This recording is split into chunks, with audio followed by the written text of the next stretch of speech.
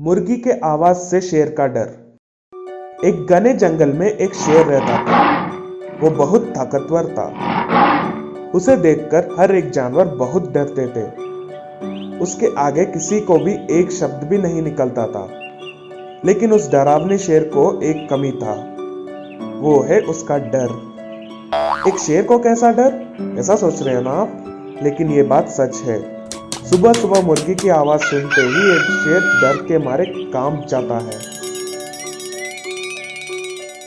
मैं जंगल का राजा हूँ और मेरा शरीर भी बहुत ताकतवर है। मेरा पंजा से कोई भी बच नहीं सकता। मेरा ताकत से पूरा जंगल ही डरता है।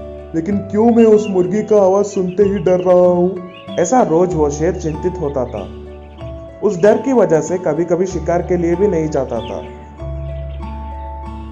एक दिन रास्ते में जाते हुए शेर को देखकर हाथी ने ऐसा पूछा, मृगराज, आजकल किसी चीज से डर रहे हो? उस डर की वजह से कभी कभी गुफा के बाहर भी नहीं आ रहे हो। आपके चेहरे के ऊपर आत्मविश्वास ही नहीं दिख रहा। क्या हुआ? शेर अपना दुख भरी कहानी हाथी को बताना चाहा। आप बड़े हो इसलिए आपको पूछ रहा हूँ, क्या आपको किसी चीज से डर लगता है? अभी मैं आपको क्या बताऊं मृगराज। एक छोटी सी मक्खी, आपको पता है ना, वो मक्खी मेरे पास आकर विचित्र आवाज से मुझे छेड़ता है। उससे मुझको बहुत डर लगता है कि उस छोटे से मक्खी की आवाज की वजह से मेरा मानसिक संतुलन बिगड़ जाएगा।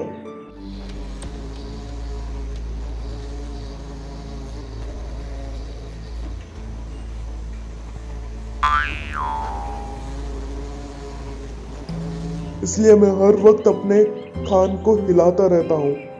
उससे कोई भी मच्छर या मक्खी मेरे पास नहीं आ सकता, और अगर आने से भी मेरे खानों के अंदर नहीं जा सकता।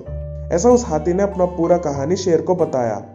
हाथी की इस बात सुनकर शेर ने समझ गया कि कोई भी जानवर चाहे कितनी भी बड़ा हो, लेकिन वो किसी न किसी छोटे से चीज से जरूर डरता है।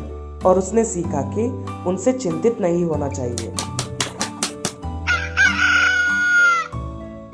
उस दिन से मुर्गी का आवाज सुनते ही शेर के चेहरे पर मुस्कान आता था और अच्छे से हंसता था। इस कहानी का नीति यह है कि अपने कमियों को भूलकर आगे बढ़ने से ही कामयाबी को हासिल कर सकते हैं। आसमान को छूने वाली जिराफ की गर्दन। एक जंगल था। उस जंगल का महाराजा था शेर। वह महाराज जंगल के सारे पशु पक्षियों को बहुत ही प्यार से देखते हुए जंगल का पालन करता था। उसी जंगल में एक जिराफ भी थी। वह बहुत ही शरारती थी। वह पूरा जंगल घूमते हुए सबके मामलों में अपनी टांग अड़ाती और सबको परेशान भी करती। उसे दूसरों के राज जानकर उन्हें कष्ट और नष्ट करते हुए बहुत खुशी मिलती।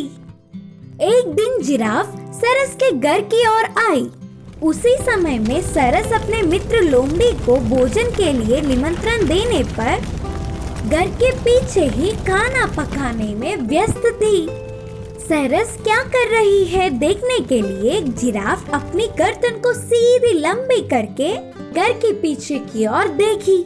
स्वादिष्ट भोजन को देखते ही उसके मुंह में पानी आ गए। सरस पूरा भोजन पकाकर अपने आंगन में आकर अपने मित्र के आने की इंतजार करने लगी। उसी समय में बिना शोर मचाए छुपकर चोरी से सारा भोजन अपनी लंबी गर्दन से जल्दी से खा गई। आखिर में लोमड़ी और सरस ने उसे देख लिया। वे दोनों भूखे होने के कारण उस पर बहुत गुस्सा आया। तुरंत जाकर महाराज शेर को जिराफ के कांडों के बारे में बताए।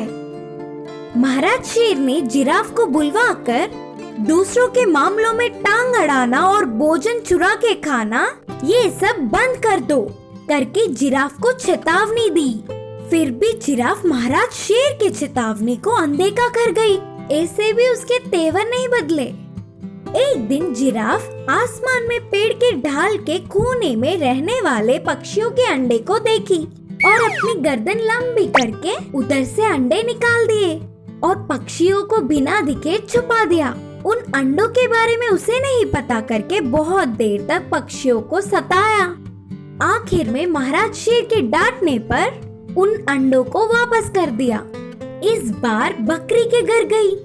बकरी आखिर तक ना किसी को बताते हुए अपने बच्चे के जन्मदिन की तैयारी कर रही थी। जिराफ अपनी गर्दन लंबी करके छिपकर घर में हो रहे तैयारी सारी देख ली।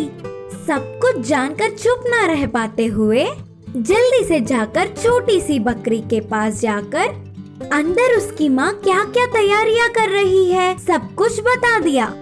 वह रात से कर रही तैयारी सब कुछ बता देने पर बकरी को बहुत गुस्सा आया और जिराफ की शिकायत महाराज शेर से की। उसके खांडों से थक कर महाराज शेर जिराफ को एक जगह पर बंदी बना कर रहा, लेकिन जिराफ अपनी बुद्धि से उधर से बचकर निकल गई। उसके बाद भी सबके घरों में झुककर देखती रही। अब जिराफ को एक अच्छी सी सबक सिखाना ही है करके महाराज शेर अच्छे से सोचकर एक निर्णय पर पहुँचे। बाकी के जानवरों को बुलवा कर कहा, जिराफ की शरारतों के कांड दिन ब दिन बढ़ते ही जा रहे हैं। उसके सारे हद पार हो रहे हैं। तुम्हारे सारे राज जानकर परेशान कर रही है, जिसका कारण उसकी लंबी गर्दन है। इससे ही वह सबके मामलों में अपनी टांग अड़ाती रहती है। इस धूल को तुम्हारे घरों के चारों ओर डालो। वह उधर से भागने तक उसकी गर्दन ऐसे ही लंबी होते हुए बढ़ती ही जाएगी।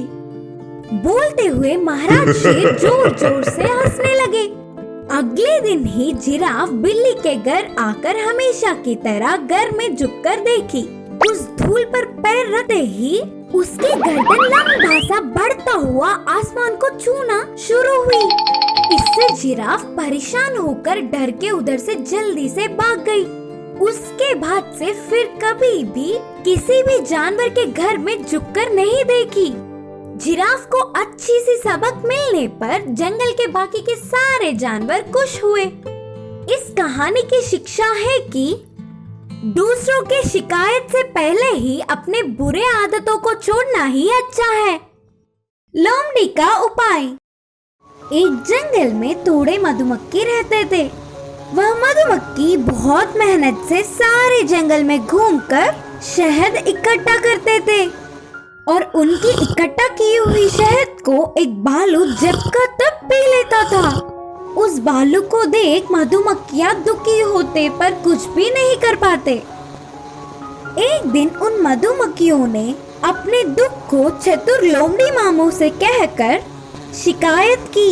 किसी भी तरह वह भालू के मुसीबतों से हल करवाए करके प्रार्थना किया। तभी लोमड़ी को एक उपाय सूझी। ठीक है, तो वो भालू के मुसीबतों को हल कर दूंगा, लेकिन उससे मुझे क्या लाभ, क्या मिलेगा इसे करके? तुम्हें जरूरतमंद शहद देंगे। इससे मधुमक्खियों की नायिका ने कहा। इन शब्दों को सुनते ही लोमड़ी के मुंह में पानी आ गए और वह लोमड़ी बहुत सोच समझकर मधुमक्खियों से कहा, शहद के घाट को शेर के गुफा के आसपास छुपाएंगे तो भालू आसपास भी नहीं भटक पाएगा। तो उन्होंने वैसे ही किया। ऐसे भालू के बहुत ढूंढने पर भी शहद नहीं मिला।